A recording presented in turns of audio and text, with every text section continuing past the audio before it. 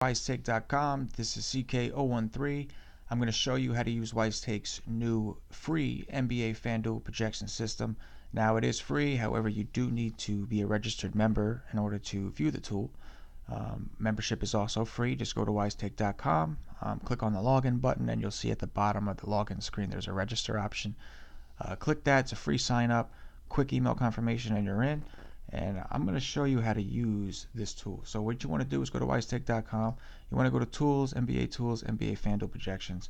This is specifically for FanDuel. You can try to use it for DraftKings, but obviously the pricing is very different, so I wouldn't recommend it. I like to use this to help me find value in cash games. Not even value as much as justified plays and cash games. Justified meaning I want a guy that's more than likely at least going to hit his floor, or I'm sorry, hit his value. So if I pay $4,000 for a player, I want to make sure he at least gets me the 22, or at least has a good shot of getting me the 22. Obviously, nothing is guaranteed. Nothing is all guaranteed. This tool, I think, could help you become a better player in the long run, but I can't guarantee that if you use this tool every day, you're going to win. If somebody tells you they can guarantee that, they're lying. There's a reason you can't guarantee winnings and all that in the stock market. There's a reason, there's regulations for that. So anyway, moving right along, if you go to the tool, now, again, I like to use this to find justified cash game plays. What I mean by that is if I am looking to spend $4,000 on a player, which $4,000 player has the biggest chance to hit his value? That's what I'm looking for. Obviously, in GPPs, you're looking for upside, and you're looking to be contrarian somewhat, so it doesn't necessarily apply to GPPs. For GPPs, I use this specifically to check players out. For instance, if I wanted to use Jimmy Butler in a GPP at 8,500, he's got the upside. I know he plays the minutes. Is he going to hit his price? It looks like he can get pretty close to hitting his price. So, and that's without matchup taken into account. So with that said, this does not take into account matchup. This does not take into account injuries. This does not take into account rest, back-to-backs, any of that. This is a very basic and raw projection system to give you a clear starting point. I have been having a lot of success using this as a base for my cash games. Even GPPs I've had decent success, but I haven't taken down any large, mega prizes. But in cash, I've been doing very, very well. So, for instance, what I'm going to do is I have FanDuel pulled up over here. This is a cash game. It's just a thing I have in here, a $5 double up. So I'm not going to make a full lineup. I'm just going to give you an idea of where I start. So, first thing you want to do is check out last updated. I'll have this every time I update the projection system. This will be noted. So, as you can see, it's updated at 10:23 in the morning. We haven't heard any injury news yet or anything like that. I get my projected minutes from NumberFire. Now, projected minutes are very important because if the minutes are not accurate, none of this is accurate. So, according to these calculations, at $4,000, Nurkic, who plays for Denver and plays against Dallas, if he gets 24.27 minutes, he should be able to put up 24.85 FanDuel points and hit his value, which is only 22 points. The differential and his value rating is high. Now, this looks great. Now, we do take into account his team's average possessions with the other team's average possessions, which is basically the pace of the game.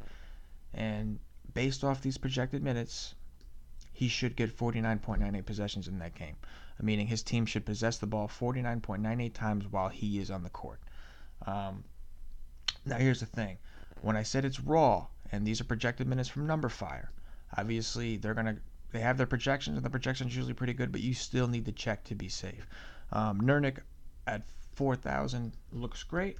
However, if we pull up his game logs and check what he's been doing lately, his minutes have been a little inconsistent. The last two games, he's not even broken 10, so that's a little scary. So it's going to be hard for him to hit value if he's not on the court. So he would not be a very safe play to me, despite the fact that he's projected. Remember, I don't agree with the minutes here. That's the bottom line. I don't agree with the minutes, so I don't agree with the play.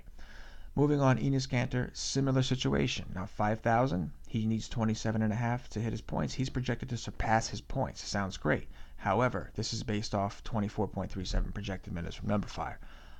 If we look at Kanter, the problem with Kanter is that even though he's usually priced pretty well, his minutes are very inconsistent.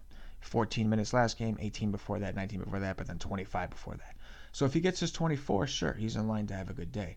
But we don't know. So in my opinion, Kanter is a great GPP play because he may get those minutes. And if he does get those minutes, he should surpass his value or at least hit it. But again, not a safe cash game play because I don't agree with the minutes. You're going to have to use your head here. I'm not here to give you lineups. I'm not here to give you a fish. I'm here to teach you how to fish. I'm here to teach you how to make your own. Um, Moving on. Let's take a look at somebody like Robin Lopez. Okay, let's take a look at Robin Lopez. The reason I say look at him is one, he's got a cheap price tag. He's got a good matchup. I know this. I know he's playing Detroit. I know he's playing a good matchup here. So, and if you want it on a side note, if you find Drummond on the sheet, you can see his defensive rating, which is an offensive rating. So, just food for thought there. Anyway, back to the basics. Robin Lopez plays center. 4,900, he's playing Detroit. So we have the pace factored in two of the slower paced teams. However, because he does play minutes, now Robin Lopez is projected for 30 minutes.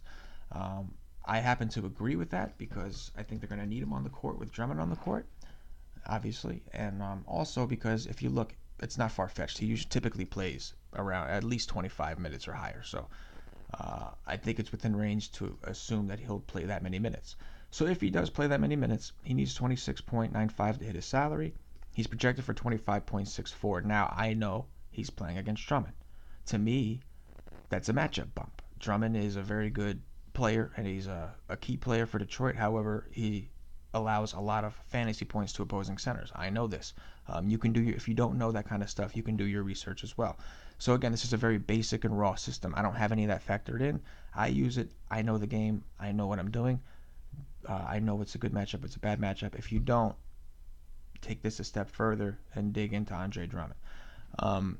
DVP is something I'm going to try to get integrated, maybe not into this system, but maybe a separate system so that you can do a step-by-step analysis. However, right now I don't have it up there, so make sure you take a look and make sure you're in a good matchup. So anyway, in this case, Robin Lopez is in a good matchup against Detroit. I think I agree with those minutes. Therefore, I agree with these projections, and in fact, I gave it a bump because I think he's in a good matchup. So I think he'll hit his value.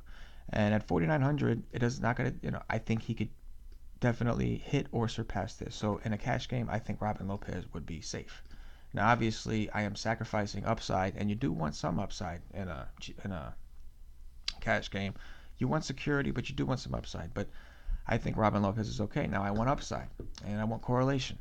So maybe I'll come here, and I will look at Jimmy Butler, who I also saw on this list. Pretty close. So Jimmy Butler, 8,500 is a steep price, but I did save a little bit Robin Lopez. So Jimmy Butler's 8,500. He's projected to play 37.61 minutes. I think that's pretty realistic. Jimmy Butler is one of their workhorses. 30 in his last game, but before that, 38, 39. So it's pretty safe to assume he's going to play at least the 37, or at least 35 even. He needs 46.75 to hit his value, but he's projected to come pretty close. So in a game, and that's if he gets 37.61. If he gets to 38 or 39, he shouldn't have a problem. The matchup I'm not afraid of. I think it's Morris. I'm not afraid of him on defensively. So in this particular case, yes, I would like the security of Jimmy Butler here. I'd like him in cash games, and I'd like him in GPPs. But let me explain to you why I like Butler, even though he's 8,500. Because he seems, based off these minutes, based off his projection points, I think he has a good chance of hitting his value. Now, what that means is he's going to pay his salary off while not overcharging me so that I could still afford to make the other plays that I want to make. So that's just an example of how I like to use this. Maybe we can do one more. So let's take a look at a guy like Andrew Wiggins tonight, right? So Andrew Wiggins, 6,300 on FanDuel. He's playing Phoenix, so he has a good matchup. Obviously, you see here he's playing a very fast-paced team. Now, Andrew Wiggins is one of their workhorses. Tom Thibodeau likes to play his guys a lot, and we saw that when he was coaching the Bulls years ago. So let's look at Andrew Wiggins. So if I pull up Andrew Wiggins, 6,700, we see he plays a lot of minutes, 44, 39, 41, 27 here, but other than that, 36, 30. So he plays a lot of minutes. He's a workhorse for that team. Minutes is what you want in cash games because in order for the more minutes you have, the more security technically you have. And as you can see, it kind of shows you here, the reason that he's predicted to have so many possessions is because he plays so many minutes. So if he plays more than 35, even at 31.54, which isn't the greatest, he still should come close at least to paying off that salary. And that's at 35. We've seen him play 38 and 40. So he seems like a pretty safe play to me. I know he's in a good matchup. I'm not worried about his matchup. Fast-paced game means he's going to get a lot of possessions. He plays a lot of minutes, and I double-checked. He's been playing a lot of minutes consistently. So value rating is decent. He should hit his value, and I know he has the upside to pass it. So in a GPP or in a cash game, I would like Wiggins today. So that's just an example. It's only 3 players. Like I said, you don't want to use. I'm not saying that this tool is going to guide you to winning every single night. It's going to help. It's going to help. So give it a chance. And remember, you don't want to rely solely on this. This is a raw projection system, but it's a great starting point. I'm telling you, it's a great starting point. And it'll give you an idea of who realistically can hit their value and who may not be worth the price you're paying. So give it a shot. Let me know what you think. You can find me on Twitter at CK_013. Of course, message me on the forums, guys. Let's get some of these conversations going on the forums out there. I'm happy to answer any questions you guys have day to day when I can for every NBA main slate. But that's pretty much it. We're going to try to get a couple tools out. I am going to try to make a DraftKings projection system for the NBA, but I probably won't be done with it till after the holidays. Obviously, it's busy for everybody. I'm a human being too. So, with that said, that's pretty much it. Good luck, everybody, and I'll catch you next time.